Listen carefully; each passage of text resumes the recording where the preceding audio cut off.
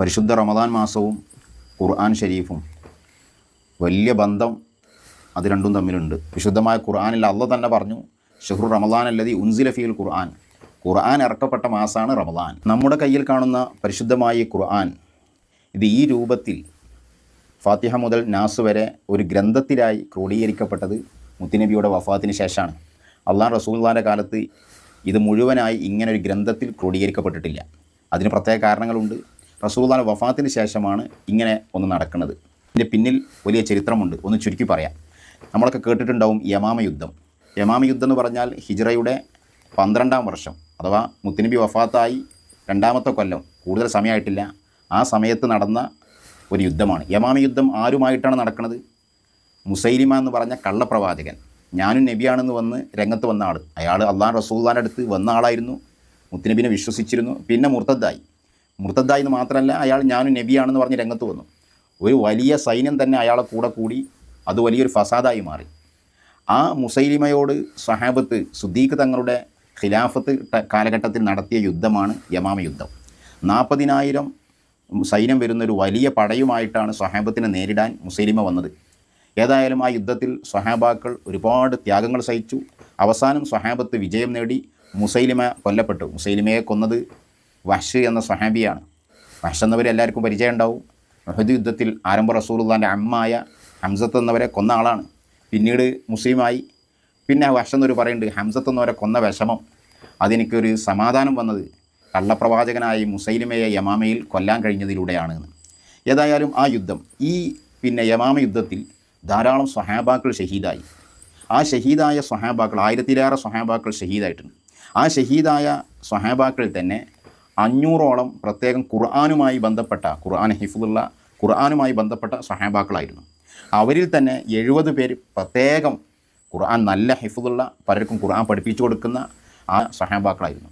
ഇങ്ങനെയുള്ള ഈ സ്വഹാബാക്കൾ, അപ്പോൾ യമാമ യുദ്ധത്തിൽ മുസൈലിമ വധിക്കപ്പെട്ടു. പക്ഷേ അതോടൊപ്പം ഈ ഭാഗത്ത്, അഥവാ സ്വഹാബാക്കളുടെ ഭാഗത്ത് ദീനിൻ്റെ മേഖലയിൽ ഒരു വലിയ പ്രയാസം ഉണ്ടായി. എന്താ കാര്യം? ഖുർആൻ മനപ്പാടുള്ള ഒരുപാട് സ്വഹാബാക്കൾ മരണപ്പെട്ടു എന്നുള്ളതാണ്. അപ്പോൾ അന്ന് ഖുർആൻ മൊത്തം ഇങ്ങനെ രേഖപ്പെടുത്തി വെച്ചിട്ടില്ലല്ലോ. പിന്നെ ഖുർആൻ മനപ്പാടുള്ള ആളുകളൊക്കെ ഇങ്ങനെ മരണപ്പെട്ടു പോവുക, ഷഹീദാവുക. അപ്പോൾ ഇതൊരു പ്രയാസം. ഈ ഒരു വിഷയം ഉമർ ബിൻ ഖത്താബ് തങ്ങളുടെ ചിന്തയിൽ വല്ലാതെ ഒരു വിഷമായി തോന്നി. അപ്പോൾ ഉമർ ബിൻ ഖത്താബ് തങ്ങൾ ഒരു ദിവസം ഇന്ന ഉമർ അത്താനി, സുദ്ദീഖ് തങ്ങളുടെ അടുത്തേക്ക് ഉമർ എന്നവർ വന്നു. എന്നിട്ട് ബഹുമാനപ്പെട്ട ഉമർ എന്നവർ പറയുന്നുണ്ട്, ഇന്നൽ ഖതില ഖദിസ്തഹറ യൗമൽ യമാമ. യമാമ യുദ്ധം അത് ചൂട് പിടിച്ചു. അതിൽ ഒരുപാട് ആളുകൾ നമ്മുടെ ഭാഗത്തുനിന്ന് വധിക്കപ്പെട്ടു. അതുകൊണ്ട് തന്നെ ഒരുപാട് ഹാഫിളീങ്ങൾ അതിൽ പോയല്ലോ സുദ്ദീഖോരെ. വ ഇന്നി അർഷ അൻ യസ്തഹിറൽ ഖത്ലു ബി ഖുറാഇൽ ഖുർആൻ ഫിൽ മവാത്തിനി കുല്ലിഹ ഫയദ്ഹബ ഖുർആനുൻ കസീർ. ഉമർ എന്നവർ സുദ്ദീഖ് തങ്ങളുടെ അടുത്ത് ഒന്ന് പറയാണ്, യമാമ യുദ്ധത്തിൽ ഇപ്പോൾ എത്ര ഹാഫിളീങ്ങൾ പോയി, ഖുർആൻ മനപ്പാടൽ എത്ര ആളുകൾ പോയി, ഖുർആൻ പഠിച്ച എത്ര സ്വഹാബത്ത് പോയി. ഇനി 4 യുദ്ധം കൂടി കഴിഞ്ഞാൽ നമ്മുടെ കൂട്ടത്തിൽ ഖുർആൻ മനപ്പാടുള്ള ഒറ്റൊന്നും ഇവിടെ ഉണ്ടാവില്ല. അപ്പോൾ ഖുർആൻ തന്നെ നഷ്ടപ്പെടും. അതുകൊണ്ട് ഇപ്പം ആർക്കൊക്കെ ഇനി ഖുർആൻ മനപ്പാടുണ്ടോ, ആരുടെയൊക്കെ കയ്യിൽ ചെറിയ ചെറിയ ഭാഗങ്ങൾ എഴുതപ്പെട്ടത് എല്ലിലും തോലിലൊക്കെ ഉണ്ടാവുമല്ലോ, അന്ന് ആ രൂപത്തിലായിരുന്നു എഴുതപ്പെട്ടിരുന്നത്, അതെല്ലാം നിങ്ങൾ ശേഖരിക്കാൻ വേണ്ടി കൽപ്പന കൊടുക്കണം. നിങ്ങളാണല്ലോ ഖലീഫ. എന്നിട്ട് അതെല്ലാം ഒരുമിച്ച് കൂട്ടി നമ്മുടെ ഒരു ഗ്രന്ഥ രൂപത്തിൽ തന്നെ ഇപ്പം ഖുർആൻ ഒരുമിച്ച് കൂട്ടണം, ഇല്ലെങ്കിൽ ഇവിടെ ഖുർആൻ ഉണ്ടാവില്ല എന്ന് വന്ന് ബഹുമാന്യരായ ഉമർ ബിൻ ഖത്താബ് തങ്ങൾ മഹാനായ സുദ്ദീഖ് തങ്ങളോട് പറയുകയാണ്. അപ്പോൾ ഇന്നി അറാൻ ഉമർ ബി ജമ്മിൽ ഖുർആൻ, സുദ്ദീഖ് എന്നവരെ ഖുർആൻ ഒരുമിച്ച് കൂട്ടണം, നിങ്ങൾ ഓർഡർ കൊടുക്കണം.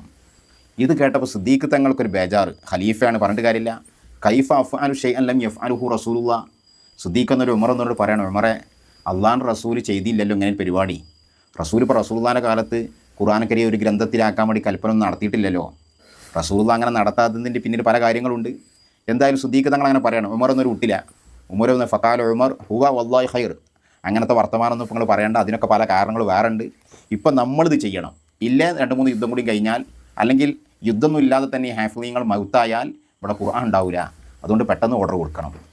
സുദ്ദീഖ് തങ്ങൾ കുറച്ച് ദിവസം ഇങ്ങനെ കറങ്ങി. സുദ്ദീഖ് തങ്ങളുടെ മനസ്സിലും ഈ ഒരു ടെൻഷൻ കയറിക്കൂടി. സംഭവം ഉമർ പറഞ്ഞത് പ്രധാനപ്പെട്ട കാര്യമാണല്ലോ, എന്ത് ചെയ്യും?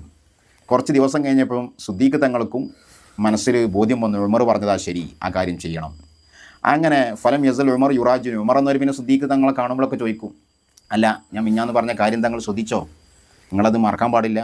അത് പെട്ടെന്ന് തന്നെ എന്താക്കണം, ആ കാര്യത്തിലേക്ക് നിങ്ങൾ ഒരുങ്ങി വരണം എന്ന് ഉമർ നേരെ ഇടക്കിടക്ക് ഓർമ്മിപ്പിച്ചുകൊണ്ടുണ്ടാവും.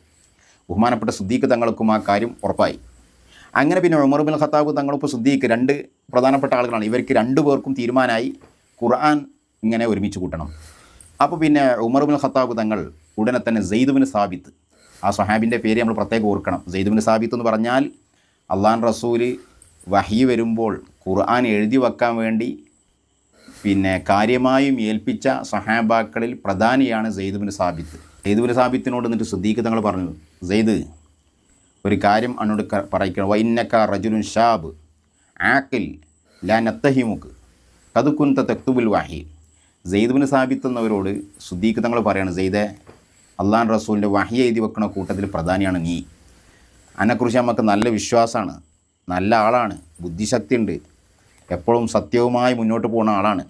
ഖുർആൻ്റെ വിഷയത്തിൽ നിങ്ങൾക്ക് എല്ലാ കഴിവുണ്ട്. തത്തബ്ബഇൽ ഖുർആൻ ഫജ്മഅഹു, അതുകൊണ്ട് ഖുർആൻ ഒരുമിച്ച് കൂട്ടണം, ഖുർആനെ ക്രോഡീകരിക്കണം.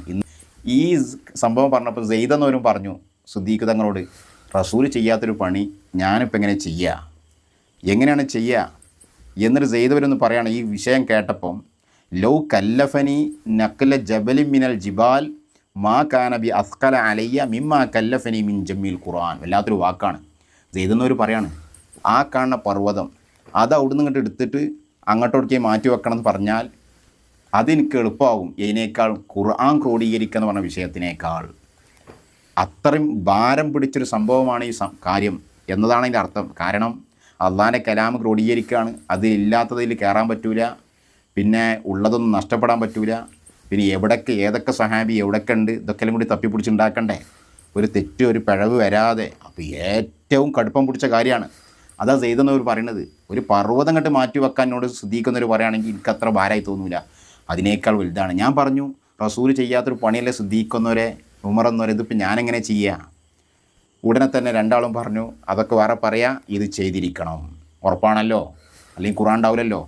സെയ്ദ് ബിൻ സാബിത്ത് എന്നവരും കുറച്ച് ദിവസമൊക്കെ 2-3 ദിവസമൊക്കെ ഒന്ന് കറങ്ങി, പിന്നെ ബഹുമാനപ്പെട്ടവർക്കും ബോധ്യമായി അത് ഹൈറാണ്. അങ്ങനെ അവരും ആ കാര്യത്തിന് ഒരുങ്ങി. പിന്നെ ഖുർആൻ ക്രോഡീകരിക്കുകയാണ്.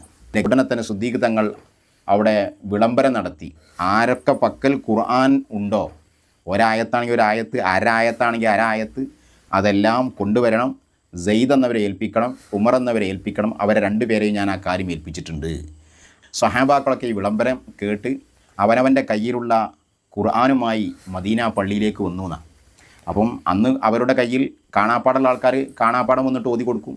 പിന്നെ ചില ആളുകളൊക്കെ അന്ന് എല്ലിൽ, തോലിൽ, ഇതിലും അതേമാതിരി വെള്ളക്കല്ലുകളിൽ, ഈത്തപ്പനൻ്റെ പിന്നെ പാളകളിൽ ഇതിലൊക്കെ ഖുർആൻ എഴുതി വെച്ചിട്ടുണ്ടായിരുന്നു. അതാ നോക്കുമ്പം ഈ വിളംബരം സിദ്ദീഖ് തങ്ങൾ നടത്തിയപ്പം പിന്നെ ഓരോ വരവാണ്. നമ്മളുണ്ടാവില്ല പള്ളിയിലൊക്കെ എന്തെങ്കിലും പ്രധാനപ്പെട്ട കാര്യം ഉണ്ടാകുമ്പോൾ ഓരോരുത്തർ ചീരിനൊക്കെ കൊണ്ടുവരുന്ന പറയും പോലെ ഈ വിളംബരം നടത്തിയപ്പോൾ സഹാബാക്കൾ വലിയ ബഹുമാനത്തോടെ അതാ കുറേ ഈത്തപ്പനൻ്റെ പാളകൾ, കുറേ വെള്ളക്കല്ലുകൾ, കുറേ എല്ലുകൾ, ഇതെല്ലാം കൊണ്ടുവന്ന് റൂമിലിട്ടപ്പോൾ ആ റൂം നിറഞ്ഞു എന്നാണ്. ഇനി ഇതെല്ലാം നോക്കണം, ഓരോരുത്തർ എഴുത്താണ്, ഇതെല്ലാം നോക്കിയിട്ട് എന്താക്കണം, ഇതിൻ്റെ കാര്യം പൂർത്തിയാക്കണം. സെയ്ദ് ബിൻ സാബിത്തിനോട് സിദ്ദീഖ് തങ്ങൾ പറഞ്ഞിട്ടുണ്ട്, ഓരോരുത്തർ വന്നാൽ അവർക്ക് ഹിഫ്ളുണ്ടോ നോക്കണം, അവർ എഴുതി വെച്ചിട്ടുണ്ടോ നോക്കണം, പിന്നെ അവരാ ഓതിത്തുന്നത് വേറെ ആർക്കെങ്കിലും പിന്നെ അതിനെക്കുറിച്ച് ധാരണ ഉണ്ടോ കറക്റ്റ് നോക്കണം. വലിയ നിയമങ്ങളാണ്. ഇതെല്ലാം വെച്ചു ചുരുക്കി പറയാ, ഒരുപാട് ദിവസങ്ങളുടെ കഠിനാധ്വാനം ചെയ്ത് ഇന്ന് നമ്മൾ ഈ കാണുന്നത് പോലെ പരിശുദ്ധ ഫാത്തിഹ മുതൽ സൂറത്തു നാസ് വരെയുള്ള പരിശുദ്ധമായ ഖുർആനിൻ്റെ ഓരോ ആയത്തുകളും ഒരു ഗ്രന്ഥത്തിലാക്കി ബഹുമാനപ്പെട്ട സിദ്ദീഖ് തങ്ങളുടെ മേൽനോട്ടത്തിലായി സെയ്ദ് ബിൻ സാബിത്ത് എന്നവർ, ഉമർ എന്നവരൊക്കെ കൂടി അങ്ങനെ ആ കാര്യം പൂർത്തിയാക്കുകയാണ്. അങ്ങനെയാണ് ലോകത്ത് ആദ്യമായി ഒരു സമ്പൂർണ്ണമായ രൂപത്തിൽ ഒരു ഖുർആൻ ആദ്യമായി ഇവിടെ ക്രോഡീകരിക്കപ്പെടുകയാണ്. മഹാനായ അബൂബക്കർ സിദ്ദീഖ് തങ്ങളുടെ കയ്യിലായിരുന്നു ആ പരിശുദ്ധമായ ഖുർആൻ. എത്ര കഷ്ടപ്പാടുകൾ, ത്യാഗങ്ങൾ സഹിച്ചിട്ടാണ് ഇങ്ങനൊരു കിതാബ്, ഒരു ഗ്രന്ഥമായി ഇത് ക്രോഡീകരിച്ചത്. ബഹുമാനപ്പെട്ട സിദ്ദീഖ് തങ്ങൾ പിന്നെ അത് സൂക്ഷിച്ചു. സിദ്ദീഖ് തങ്ങൾക്ക് ശേഷം അവിടുത്തെ മഹാനായ ഉമർ ഇബ്നുൽ ഖത്താബ് തങ്ങൾ ആ ഖുർആൻ സൂക്ഷിച്ചു. ഉമർ ഇബ്നുൽ ഖത്താബ് തങ്ങൾക്ക് ശേഷം അവിടുത്തെ മകളും റസൂലുള്ളാഹിൻ്റെ ഭാര്യയുമായ ഹഫ്സ ബീവിയുടെ കയ്യിലായിരുന്നു ആ വിശുദ്ധമായ ഖുർആൻ ഉണ്ടായിരുന്നത്. ആദ്യമായി ലോകത്ത് ക്രോഡീകരിക്കപ്പെട്ട പിന്നെ ഖുർആൻ. ഹഫ്സ ബീവിക്ക് ശേഷം പിന്നെ ഉസ്മാൻ എന്നവരെ കാലം വന്നപ്പോൾ ഖുർആൻ രണ്ടാമതൊരു ഖുർആനുമായി ബന്ധപ്പെട്ട ഒരു ക്രോഡീകരണങ്ങളും സംഭവം നടന്നു. അതിനെക്കുറിച്ച് നമ്മൾ വിശദമായിട്ട് പിന്നെ പറയും. അപ്പോൾ ഇതിൻ്റെ ഒരു ചുരുക്ക രൂപം ഇങ്ങനെയാണ്. ഇത് നമ്മൾ മനസ്സിലാക്കണം. ഒരുപാട് ത്യാഗങ്ങൾ, കഷ്ടപ്പാടുകൾ സ്വഹാബാക്കൾ ധാരാളം അധ്വാനിച്ച് വിഷമിച്ചുകൊണ്ടാണ് ഈ പരിശുദ്ധമായ കലാമ് നമ്മളെ കയ്യിൽ കാണുന്ന ഈ രൂപത്തിൽ നമ്മളെ കയ്യിലെത്തിയത്. ഇതൊക്കെ ആലോചിച്ച് അതിനോടുള്ള ബഹുമാനവും ആദരവും നമ്മളൊന്നും കാത്തു സൂക്ഷിക്കണം.